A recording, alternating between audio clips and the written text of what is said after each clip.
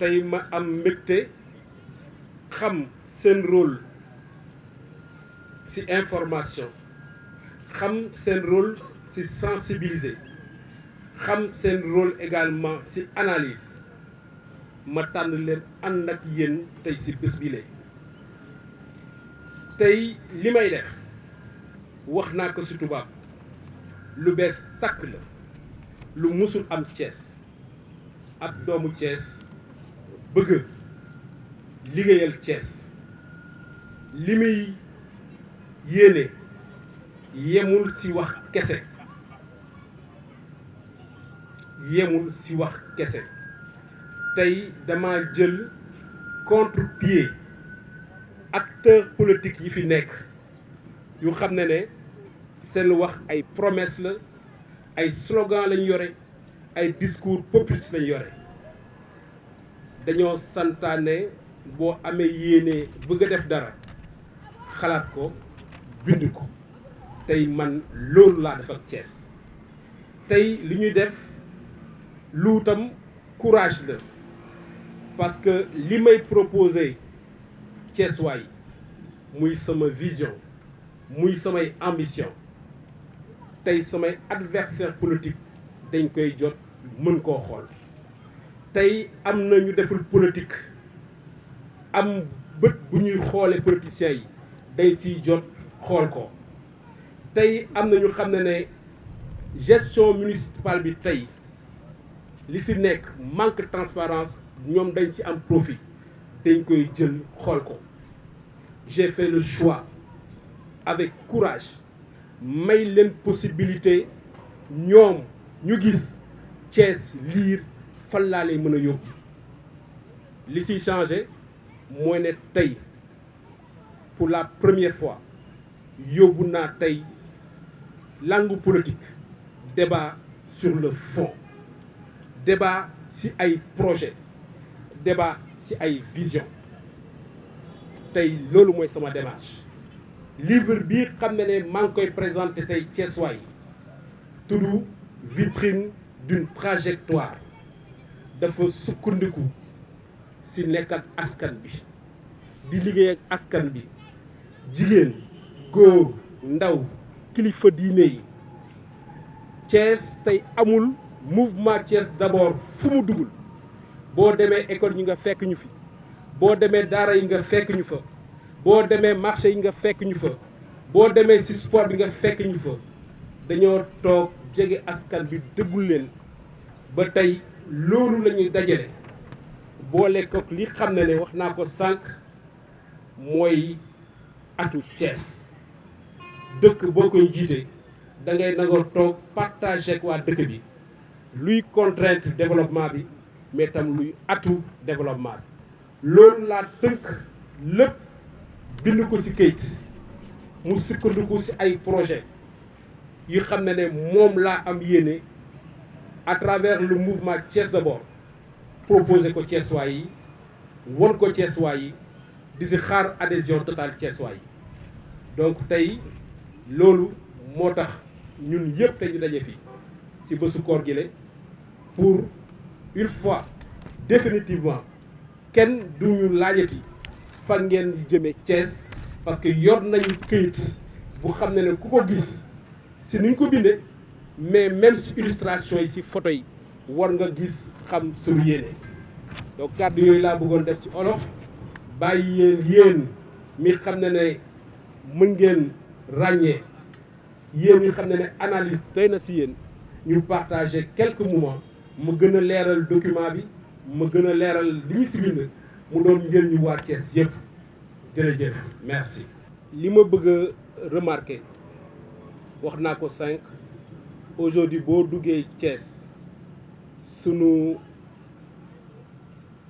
centre de santé yi sunu poste de santé yi ñun yëpp nangu nañu ne day leen war a tey yokkaat réhabiliter leen ñun bu ñuy waajal livre bi dem nañu doxantu ci poste de santé yu bëri mujjee ko ci bi xam ne centre de santé bi nekk 10e ñun yëpp ñu déplorer état infrastructure yi ñun yëpp ñu déplorer salubrité bu xam ne sax ñu ngi koy constater ci biir hôpital yi donc avant ñu xam ne dañuy wax beneen hôpital ñun dañoo jàpp ne mouvement Thiès d'abord premier liggéey bu ñu xam ne war nañ ko mën a def mooy li fi nekk comme existant en termes de poste de santé en termes de centre de santé ñu fexe réhabiliter leen jox leen ay infrastructures yu doy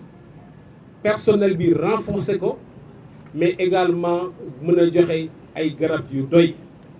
ci loolu la ñuy tàmbalee bu ñu jógee ci loolu sunu vision en termes de stratégie tey dañ koo gën a axé bu leen ko xoolee ci livre bi ci centre de santé bu Dizier centre de santé bu Dizier day polariser les 3 communes nit yi dañuy jógee commune moom mu ngi ci commune ouest ñi dañuy jógee commune ouest dem di fa fajoo nit yi jógee commune nord dem di fa fajoo nit yi jógee commune ba est dem di fa fajoo yemoo ci loolu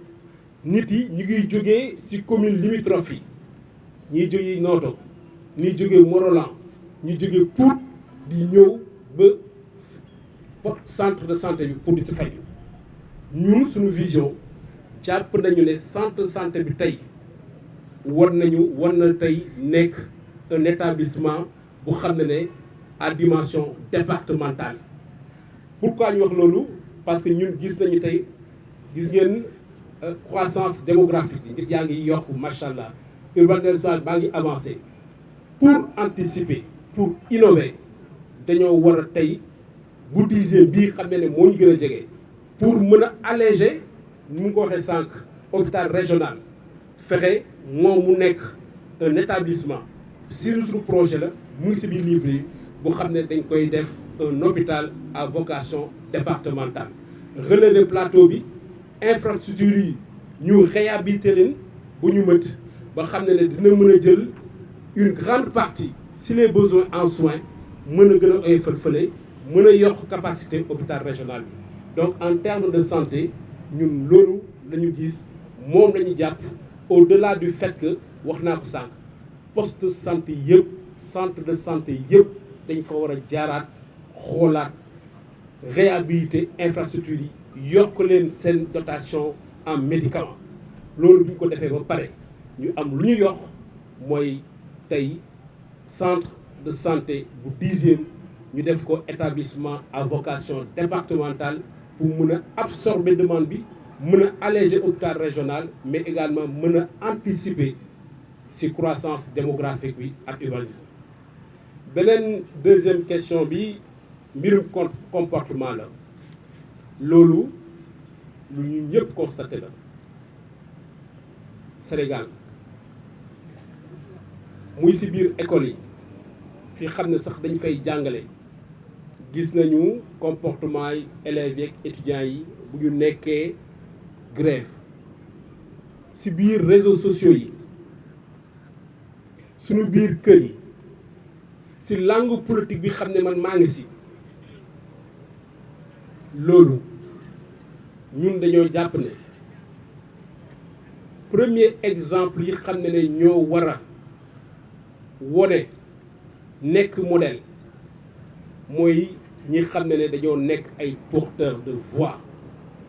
ki xam ne télé boo taxawee télé ñëw jël la bu xam ne boo taxawee rajo tàllal la micro ñooñu ñoo war a ñëkk jouer rôle exemple rôle modérateur te ñooñu dañ see ràññee ñun acteurs politiques war a tàmbale si ñun xam ne politique service la politique amul ennemi ñàkk bokk vision kese la mën nañ ko waxtaane d'autant plus que li ci gën a am solo kenn du fal boppam population bi mooy fal ku nekk mën na am yar ak teggin proposer sa vision proposer say action ñun ne Thiès d'abord bu ñu tàmbalee depuis plusieurs mois ku ñu dégg biir Thiès bii à travers muy télé muy rajo muy réseaux sociaux yi bu nekkul jëf bu baax bu nekkul jëf citoyen mënuñu gis ci leneen te loolu engagement la priorité la ci ñun ñu wone beneen modèle engagement politique ak citoyen biir Thiès bi ne dinañ ci gën a dox di ci gën a liggéey beneen bu xam ne mënoon na mën a nekk solution souvent dama koy wax mooy kilifa diine yi kilifa diine yi léegi surtout ñun acteurs politiques yi dañuy dem ci ñoom la lu ci ëpp pour mën a am seen faveur te yéen xam ngeen ak man que ay autorités yu xam ne nit yi déglu nañ leen ñoom dañ lay war a gën a impliqué ci sensibilisation dañ lay war a gën a impliqué ci activité politique yi activité sociale yi lépp di leen bàyyee nopp parce que ñoom yëpp muy ci église bi muy ci jàkk ji duñu noppi bu leen ko mayee di yar nit yi di leen delloo ci yàlla di dalal seen xel beneen ñeneen ñi xam ne gëm naa ne mën nañ ci liggéey te ci développement local même gouvernance nationale du leen ci bàyyi xel mooy les personnes du troisième âge bu ñu demee retraite toujours ñu ne lañuy jàpp ne kurus ak chapelet moo leen war alors que c'est des personnalités ay nit yoo xam ne dañoo liggéey am expérience ci liggéey am expérience ci dund ñooñu dañ leen war a intégrer ci instance décision locale yi di leen intégrer ci instance décision nationale yi parce que c'est des modérateurs c'est des sens te yàlla may na ko Sénégal ñun suñu mouvement dañoo comprendre enjeu bi ba ci biir organisation bi troisième âge daf ci am pàcc bu am solo dans suñu comité directeur bi xam ne moo lànk mouvement di doxal mouvement bi fexe nañu ba mag yi amul dara lu xam ne dinañ ko def te ñoom impliqué luñu dégluñu ci te ñoom yemu ci loolu tey wane nañ ko fépp fi mouvement bi jóg di dem ngeen gis leen ñu ngi suñu wet ñu sori ñu ngi suñu wet di xool di def jàpp naa ne bu ñu delloo suñu valeur traditionnelle yi déglu mag yi déglu kilifa diine yi may troisième âge jox leen place acteurs politiques yi ñu gën a dem ak conscience citoyenne gëm naa ne dinañu jox exemple bu rafet suñu jeunesse te yàlla bu ci defee jàmm xel yi mën nañ soppeeku changé wu parce que loolu la Sénégal soxla. wax nga ko depuis très longtemps ñu ngi ne Thiès dina changement bi kenn gisu ko mais li ma bëgg tey wax attirer attention Thiessois yi te gëm ne changement dina am parce que Thiès dafa am potentiel loolu kenn weddiwu ko changement dina am parce que wax naa ko sànq Thiès dafa am ay atu bu leen bëggee ñu ñëw ci sànq mu ngi ne Thiès c'est la deuxième ville du Sénégal man ma yokk leen ne Thiès tey atome mooy deuxième ville mais mooy ville bu xam ne moo njëkk a jege moo gën a jege capitale atu la Thiès mooy ville bu xam ne moo gën a jege aéroport bu Diass on est à 20 minutes de l'aéroport kooku atu la Thiès tey nekk ville bi xam ne moo gën a jege Diamniadio ñëpp xam ne Diamniadio pôle industriel la on est à 30 minutes du pôle industriel de Diamniadio tey nekk Thiès ville bu xam ne moo gën a jege portu Ndayane on est à 35-40 minutes port Ndayane c'est des atouts mais yeneen atouts yu ñu am mooy cette jeunesse dynamique atout la yeneen atout yu ñu am mooy ce potentiel culturel ab dëkk munoo am yooyu yëpp am atout yooyu te doo dem tey dinaa leeral waa Thiès pourquoi mu nit yi mënuñu dem ba léegi xam nga li tax ñu ci jàll yu bëri dañoo nekk ay maire def lu ñu mën ñu fi jàll yëpp ñu leen di remercier di leen féliciter mais la majeure partie sont restés des maires gestionnaires mooy maires yoo xam ne dañuy administrer kese liñ fi fekk day leen seen liggéey toppatoo ko tali yi toppatoo poste de santé yi nañu jéem centre de santé yi nañu jéem école yi nañu jéem ni ñun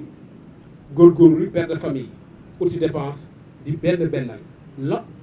gestion administration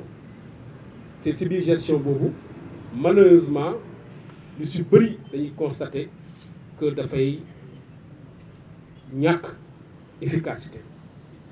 ñun ñëpp lu si bëri dañuy constater dafay am opacité dëkk boo koy diriger au-delà d'administrer au-delà de gérer l'existant da ngay am vision da ngay aujourd'hui xool mën a anticiper besoins yi population bi xool at yu nga am nan nga mën a def ba askan bi mën ci jël njëriñ beneen contrainte tey bu ñu am tey Thiès te ñun mouvement bi gis nañ ko te am nañu solution mooy que la gestion elle est fragmentée commune bu nekk maire bu nekk est jaloux de son territoire du ñu wax du ñu jëm dara ensemble te pourtant maak yéen bu ñuy dund amuñu limite suñu vie quotidienne dañuy jógee nord du dugg sud jógee ouest dem est donc dans notre quotidien ñun amuñu limite mais suñu gestion aujourd'hui de nos mairies c'est des gestions qui sont fragmentées c'est des gestions qui sont cloisonnées alors que li ñu doon namb ci décentralisation créer commune c'était juste permettre une proximité mais cloisonnement boobu qui est administratif warul nekk un obstacle au développement de la ville dans son ensemble moo ne dëkk bi kenn mësu ko toog xool ko de manière globale ne nii lañ koy doxalee ñun ñëpp xam ne ne commune yi kenn amu ci doole ils n'ont pas assez de moyens kuñ ci bàyyi moom kese mënoo defar tali kuñ ci bàyyi moom kese mënoo def infrastructure kuñ ci bàyyi moom kese mënoo def hôpital li xam ne moo gën a yomb ci ñoom mooy administrer bi sax daf leen di tëx. Quelle est la solution? C'est l'intercommunalité sànq yaa ngi may laaj les moyens qui est un outil extraordinaire de la décentralisation ay maires yu boole seen doole ay maires yu xam ne dañuy boole seen moyens si voirie yi am ay équipements yu doy mën koo bokk di defal noo tailler ensemble ay maires yu xam ne dañuy am projet ensemble ñu joxe leen ci ay exemples foraay yi xooleen tey commune boo dem nga fekk benn foraay bu ndaw pour de petites recettes tey war nañ mën a am foraay de 4 hectares 5 hectares xeex ko ville nouvelle ville fii mu nekk benn foraay intercommunal ku soxla ndawal loo mënta fekk soxla si ndawal am ko fekk fa mais nag mu nekk foraay bu am sécurité bii nekk tey est am na benn joyau bu ko jege te man liggéey naa si qui fait partie aujourd'hui samay projet yi ma bëgg a jox Thiès mooy hippodrome bi xooleen foraay beeg hippodrome bi nit dañuy ñëw sax pour course amuñ duñu am fu ñu gaar tey foraay boobu defe naa ne pour jox hippodrome bi visibilité dañ ko for a déplacer mënu ne serait-ce que sax pour permettre ñu def fa parking. Donc je disais que sama premier outil c'est l'intercommunalité,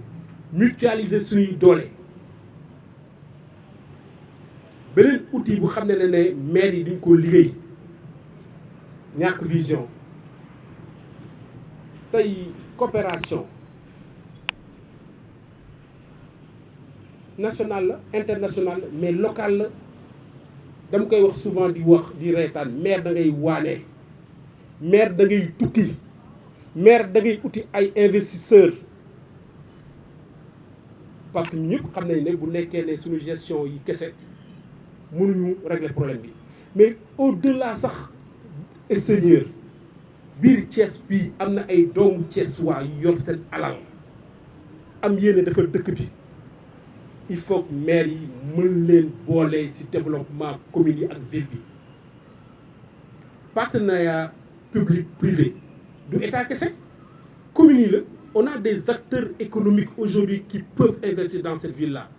maire bu waane daf leen di seeti wol leen ay projet man de am naa sama yos parce que projet yi ma présenté fii la majeure partie c'est des projets yu xam ne qui seront faits par le biais de l'intercommunalité. Projets yi sont faits par le biais du partenariat public privé li ñu wax sànq nag mooy chemin de fer bi mooy NSTS mooy manufacture ah non kooku nécessité la c'est une urgence chemin de fer ñu relancer ko urgence la nécessité la NSTS tey ñu redynamiser ko urgence la nécessité la mais xam nga fan la ñuy woote ba léegi gisuma benn maire bu porté plaidoyer de manière très forte man sama projet relance su chemin de fer relance NSTS redynamisation manufacture dafa bokk samay priorité te dinaa def toute sama possibilité ànd ak cette population bi bu jaree marche ñu marche bu naree dem seeti président ñu seeti président bu naree seeti ministre ñu seeti ministre yi du ma recevoir benn autorité tey bi ma defoon maire ci sama biir discours àndu mag Thiessois yuuxu ñoom yëpp ñu defaraat chemin de fer ñu relancer chemin de fer parce que c'est wax naa leen nécessité la chemin de fer ñu relancer ko mooy aujourd'hui faire de Thiès refaire de Thiès un moteur du développement national ñu ngi wax pétrole bi ñu ngi wax gaz bi ñu ngi wax zircon bi ñu ngi wax phosphate bi fa lay jaar du si terrain donc redynamiser train bi ce n'est même pas au-delà ñun suñu soxla bopp dafa doon lu xam ne c'est un besoin national redynamiser chemin de fer moo RSTS dafa doon également une demande nationale on parle de souveraineté on parle d'industrialisation ñun lan la ñu xamee textile manufacture loolu la ñu xamee aujourd'hui dañoo war a fexe def plaidoyer fort ba xam ne ñu mën a am un écosystème industrie textile artisanat bu intégré te lu muy jur ñun xam nañ ko chemin de fer bu muy dox liggéey ñàkk woon bu bëri Thiès NSTS bu muy dox dëgg c'était plus de 2000 emplois NSTS bu muy dox dëgg c'était plus de 10 000 emplois indirects entre culture coton bi ak transport coton bi NSTS bu muy dox c'était 10% activité économique Thiès loolu mënuñu du toog seetaan ko xam nañu on a cette conscience que du ñu ñoo koy defar mais ñu ñoo war a am fulla fayda ba ñu remettre NSTS remettre manufacture dans le plan stratégique industriel du Sénégal du point de vue national donc man si loolu laa nar a xeex Thiessois yi et sera un combat de tous les jours pour jeexal dëkk bi vision moo koy defar te vision bi dafa war a nekk une vision unifiée une vision cohérente bu xam ne du vision bu xam ne kii day defar fee kii defar fee dañuy ànd def te vision boobu tax na tey mën naa ko wax Thiès yi moom moo nar orienté sama choix politique tey bu ma naree dem élection pour nekk un maire isolé dinaa ne wax Thiès waaye ça c'est pas le bon choix tey yéen koy tudd maire bu nekk ci place am man sama choix politique lii la soit ci biir mouvement bi parce que yàlla dimbali nañu on a des femmes et des hommes compétents on a des hommes et des femmes qui adorent qui aiment Thiès dans leur cœur on a des hommes et des femmes aujourd'hui qui sont prêts à s'engager pour Thiès ñu présenter ay candidats mouvement Thiès d'abord sur les 3 départements villes ak sur les 3 communes villes ak département. Effectivement, le développement local doit être en adéquation avec les objectifs nationaux. Yàlla def na gis ngeen tey projet yu ma wax yëpp benn muy chemin de fer bi wax naa ko c'est un besoin, c'est une nécessité locale mais c'est un besoin national. Defe naa loolu am na adéquation sànq wax naa ko LSTS c'est un besoin local l'industrialisation du textile est un besoin national donc jàpp naa ne foofu toujours am na adéquation feneen fu xam ne am na adéquation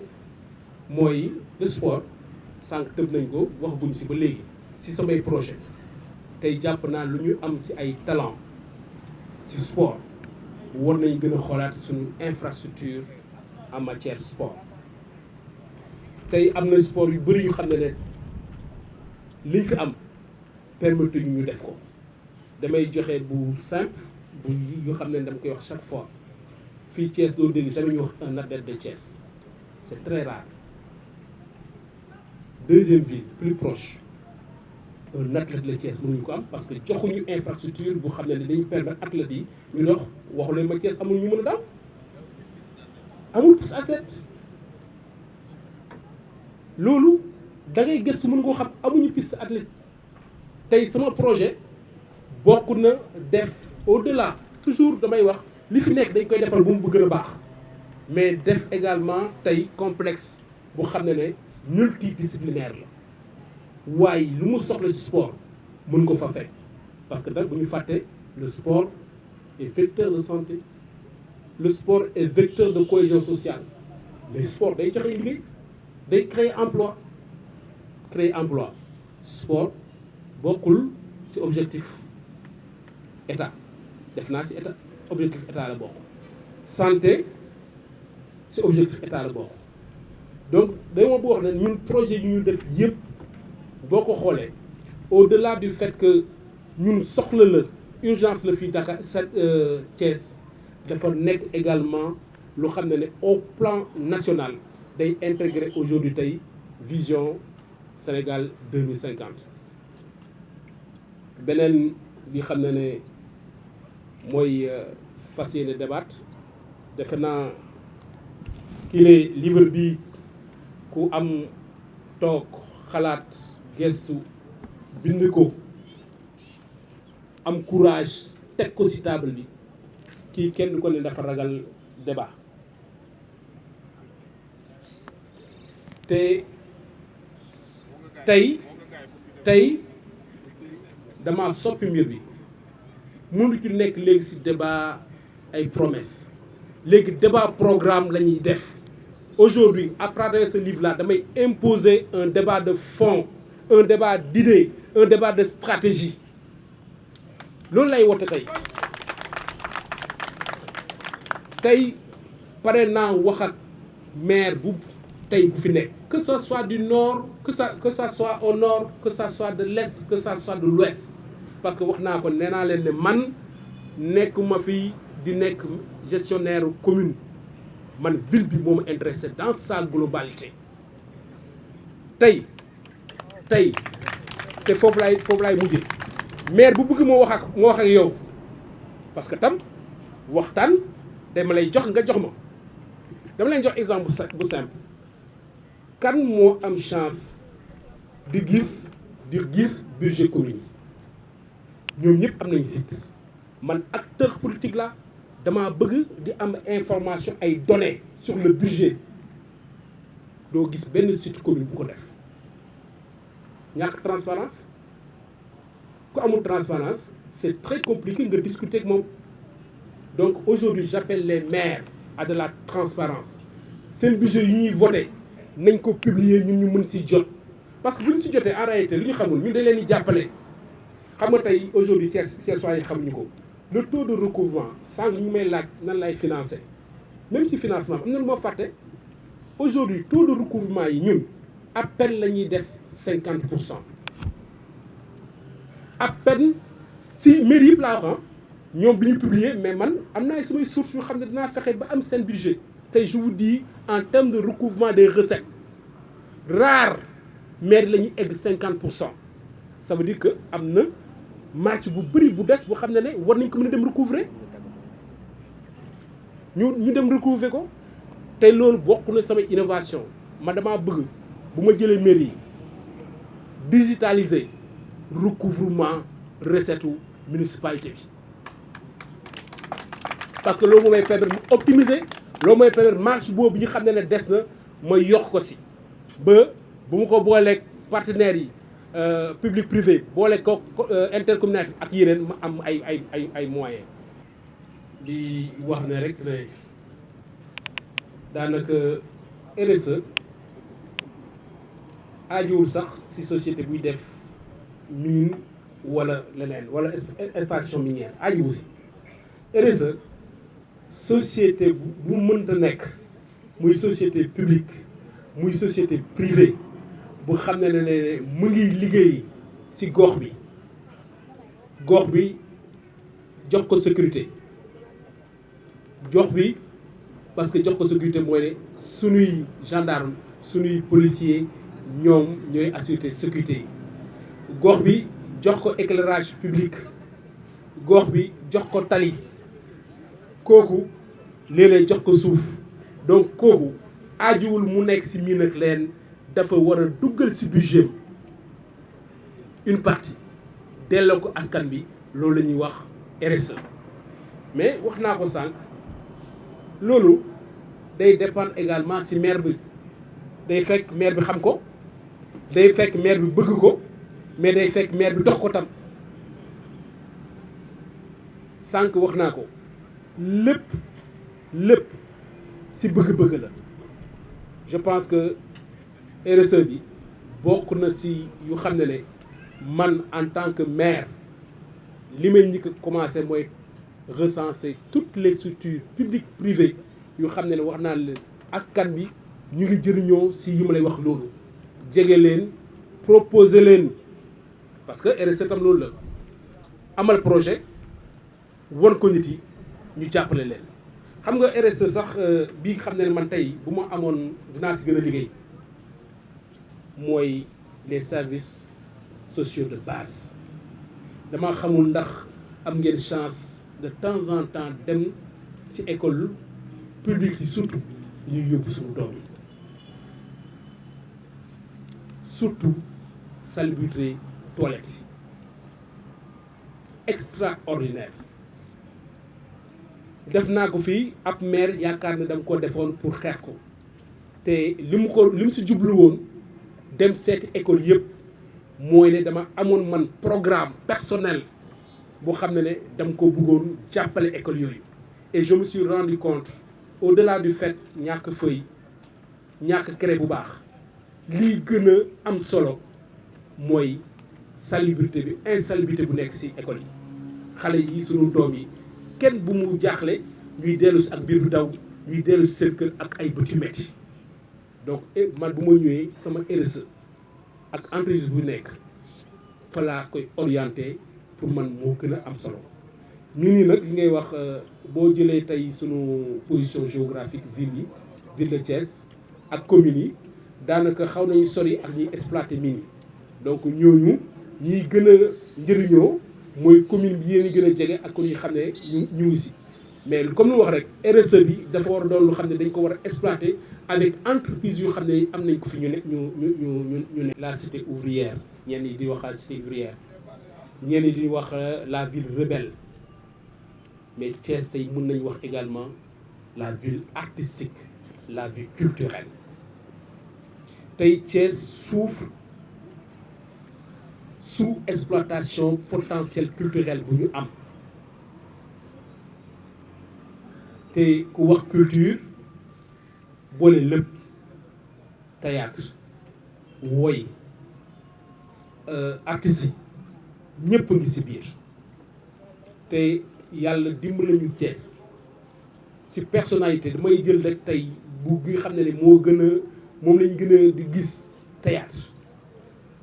tey personnalité théâtre yu ëpp tey au plan national doomu Thiès waa lañu tey dañuy wax sketch Covid sketch Ramadan mais sketch yi génn yëpp au moins 90% sketch waa doomu waa Thiès lañu donc pour wax leen potentiel culture fii Thiès te ñoom yëpp ma jege leen lii la ñuy jooy lii la ñuy jooy manque moment ak espace d'expression ville bu tollu Thiès am nañu ko fi jéem maire Talla Sylla defoon na fi festival Kay Thiès 2 éditions te ñun ñëpp gisoon nañ ne mu doon dox bu ñu ñëwee dafa am ku fi nekk seppi changé am na benn festival bu ñuy dig festival film francophone bu ñu koy wax ba léegi kenn gisu ko te 2 ans moo leen dese Thiès tey dafa mérité am agenda culturel comme Saint-Louis te agenda mënul nekk lu xam ne dañ koy décréter dafa war a doon agenda culturel bu xam ne dañuy associer tous les acteurs culturels fu ñu mënta nekk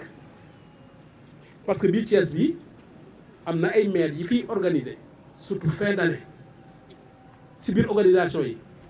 ay doomu Dakar ñoo koy dox doomu Dakar ñoo koy monter doomu Dakar ñoo koy animer te ñu am ay acteurs culturels fii lu extraordinaire lu doy waar